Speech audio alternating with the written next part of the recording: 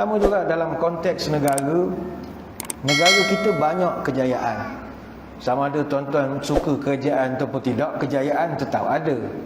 Contohnya inflasi kita kekal rendah dan disebut sebagai paling rendah di Asia Tenggara dan mungkin juga di seluruh dunia.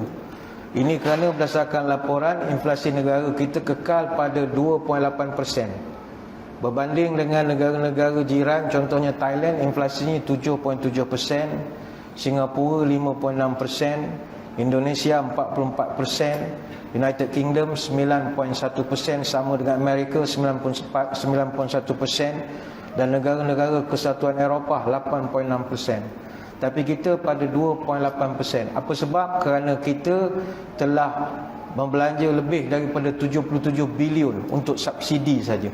Tanpa subsidi ini, inflasi negara mungkin meningkat antara 8 hingga 11%. Dan ini adalah kejayaan, sama ada kita suka ataupun tidak. Itu juga laporan daripada MITI, Kementerian Perdagangan Antarabangsa dan Industri, melaporkan bahawa negara kita mencatatkan sebanyak 42.8 bilion pelaburan, iaitu pelaburan yang tertinggi lah dalam tempoh setakat ini, termasuk yang terbaru Samsung dan bagai-bagai. Begitu juga dari segi politik, reformasi di parlimen misalnya banyak telah dilakukan. Rang undang-undang perlembagaan berkaitan larangan wakil rakyat bertukar parti telah pun digubal. Begitu juga pelaksanaan undi 18. Banyaklah, artinya kejayaan ada, tetapi duniawi. Merdeka ukhrawi itu payah. Apa sebab? Kerana kemerdekaan ukhrawi ini diukur bermula dengan kemerdekaan di alam barzakh. Kalau kita ketika kematian kita tidak mencatatkan kejayaan, maka perjalanan yang seterusnya menuju ke alam akhirat itu lebih susah lagi. Sebab itulah sangat penting pada malam ini kita mengambil kesedaran keadaan kita ketika meninggal dunia nanti memiliki nilai tersendiri. Bukan mati saja-saja, semuanya ada alamat. Ini kerana balasan baik ataupun buruk yang kita terima bergantung kepada keadaan kita ketika meninggal dunia. Sebab itu ada satu hadis, Imam Bukhari meriwayatkan hadis ini, Nabi menyebut innamal a'malu bil khawatimu. Sesungguhnya amalan itu bergantung pada pengakhiran dia. Jadi bagaimana finishing kita, itulah ukurannya. Sebab itulah orang-orang saleh dulu, mereka begitu risau bagaimana finishing mereka nanti, bagaimana kematian mereka nanti. Adakah sebelum mereka mati mereka dapat melakukan ibadah ataupun tidak? Kata Anas bin Malik radhiyallahu anhu, Nabi pernah bercerita, "Idza aradallahu bi 'abdihi khairan ista'maluh." Allah kalau hendakkan kebaikan bagi seorang hambanya, Allah akan beri manfaat kepada hamba itu. Sahabat bertanya, "Kaifa yasta'miluh?" Bagaimana orang tu diberi manfaat ya Rasulullah? Nabi jawab mudah, "Yuwaffiquhu li'amalin salih qabla mautih." Orang itu Allah akan beri dia mudah beribadah sebelum dia meninggal dunia. Hadis riwayat Ahmad dan At-Tirmizi. Cuba kita pandang orang keliling kita yang dah kembali ke rahmatullah. Mereka mungkin masa muda, sebelum pencen nakal, perangai macam-macam, hoha-hoha. Tapi tiba-tiba berlaku turning point, dia berubah jadi orang baik, suka ilmu, suka pada agama, berkawan dengan orang baik-baik. Kemudian dia meninggal dunia. Ini dia punya ending cantik. Tapi sebaliknya ada orang, asalnya dia molek sangatlah, bertudungnya, tutup auratnya, tiba-tiba sihat. Yalah, dia tutup aurat tu masa dia sakit. Ni contoh saja, contoh. Masa dia sakit tu dia tutup pakai tudung. Lepas tu bila dia sihat, buka pula lagi tudung. Kedua-dua mati. Artinya finishing dia itu finishing tak comel. Sebab itulah Uthman bin Affan radhiyallahu anhu, dia kalau lalu dekat kubur, dia akan menangis.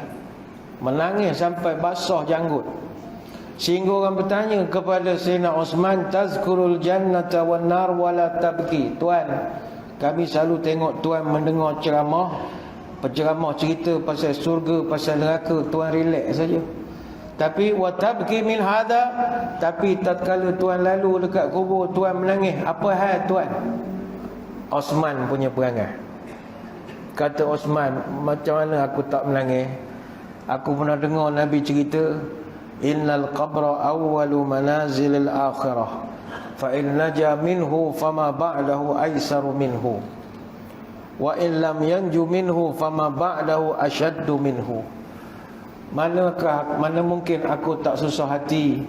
Nabi pernah menyebut kubur adalah awal perjalanan akhirat.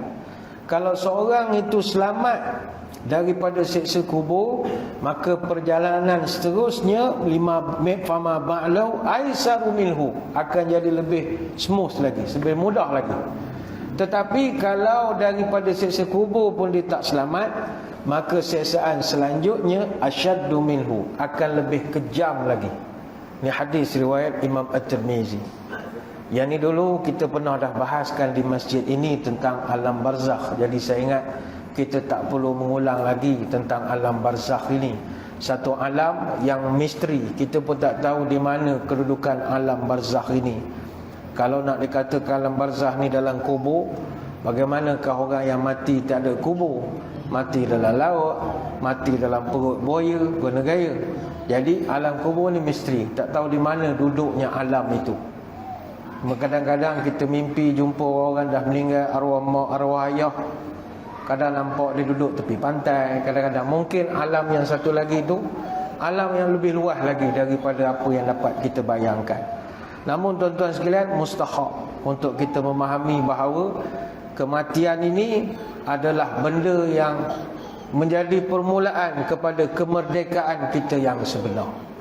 Selepas itulah kata para ulama, antara yang kita minta kepada Allah untuk diberikan kejayaan di akhirat nanti adalah dipermudahkan kematian kita, ataupun diselamatkan daripada seksa dan azab kubur.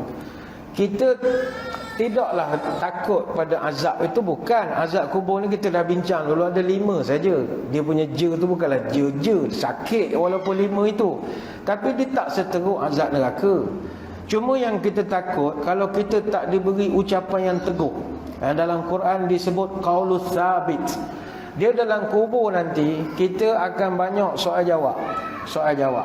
Kita dah terangkan bahawa sebelum ini dalam kubur ada 2 malaikat tambahan, Nakur dan juga Ruman, yang akan bertanya kita soalan tambahan selain daripada Munkar dan Nakir. Jadi soalan-soalan ini macam kita soalan temu duga lah.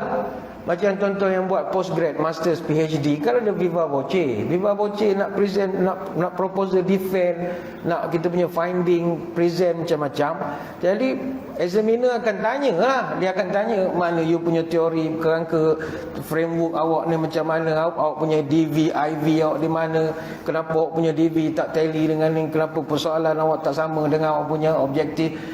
Kalau tak boleh jawab tu yang hoha. Sebab itu dalam Quran Allah Ta'ala sebut yusabbitullahu alladhina amanu bil qawli tsabit fil hayatid dunya wa fil akhirah. Allah akan meneguhkan orang beriman dengan ucapan yang teguh di dunia dan di akhirat. Surah Ibrahim ayat 27. Jadi kita kalau dapat ucapan teguh ini, tuan-tuan tak perlu risau. InsyaAllah boleh berhujah dengan malaikat, boleh berhujah jadi peguam dalam kubur. Tapi bila tak diberikan hujah, payahlah kita nak berjawab dengan malaikat. Dulu kita pernah terangkan, antara malaikat akan tanya kepada ahli-ahli kubur ni adalah berkenaan dengan satu potret gambar. Ini kata Ka'ab bin Malik radhiyallahu anhu, Nabi kata Anas bin Malik radhiyallahu anhu, Nabi pernah cerita bahawa malaikat yang 2 akan bawa satu gambar. Dia tanya kepada mayat, ma kunta taqulu fi hadzal rajuli, apa pandanganmu tentang laki-laki ini? Jadi orang yang kebetulan ditanya oleh malaikat ni, dia tak kenal Nabi. Dia pun jawab, la adri kuntu aqulu ma yaqulun nas. Saya tak kenal. Saya ikut je lah, orang jawab apa saya ikut sajalah. Jadi bila malaikat dapat tahu orang ni tak boleh jawab, dia marah. Malaikat tanya, la daraita wala talaita, mu tak sekolah ke? Mu tak pernah dengar ceramah? Takkan tak kenal orang ini? Mayat dia jawab, saya tak kenal. Siapa ni?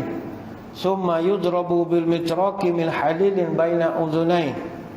Maka malaikat pun ambil satu macam pemukul pada besi, tukul besi besar, akan diketukkan tepat di tengah wajahnya, antara dua keningnya, ketuk kat dahi dia. Pom. Fayasihu fayasma'uha man 'alaiha ghairu saqalain. Mayat ni pun menjeritlah kesakitan, dan suaranya itu didengari di seluruh pelosok alam ini, kecuali manusia dan jin saja yang tak mendengar. Ini hadis riwayat Bukhari dan Muslim. Jadi ada proses soal jawab, bukan sekadar ma rabbuka itu saja. Dia akan tanya ini siapa, ini siapa. Tapi saya ingat jangankan tanya orang yang tak sembahyang bang. Kalau tanya kita pun, tunjuk gambar Nabi, mana kita kenal. Sebab kita seumur hidup tak pernah tengok pun Nabi. Kita tak tahu pun rupa Nabi. Tapi bila kita diberikan qaulus sabit, ucapan yang teguh, kita boleh jawab setiap soalan itu. Ini yang Allah Ta'ala akan kurniakan kepada orang-orang yang beriman. Jadi ini yang pertama.